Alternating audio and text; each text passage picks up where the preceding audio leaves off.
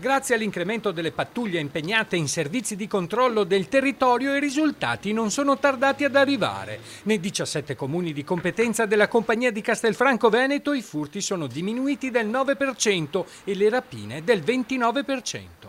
A preoccupare ora gli uomini diretti dal capitano Enrico Zampolli e dal comandante di stazione il maresciallo Alberto Cusinato è il fenomeno in crescita delle truffe online, consumate ai danni di persone che comprano merce in internet, versando somme di denaro senza ricevere il bene acquistato, oppure vittime della cosiddetta truffa inversa che colpisce il venditore quando viene convinto dall'acquirente ad effettuare più versamenti di denaro a suo danno.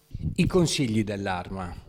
Chiamare immediatamente nel caso di dubbi, nel caso in cui ci siano delle situazioni che possono destare sospetto. Importanti risultati sono stati raggiunti nel contrasto al racket della prostituzione da parte del nucleo operativo e radiomobile, che ha arrestato in flagranza di reato di sfruttamento e favoreggiamento della prostituzione 2 donne.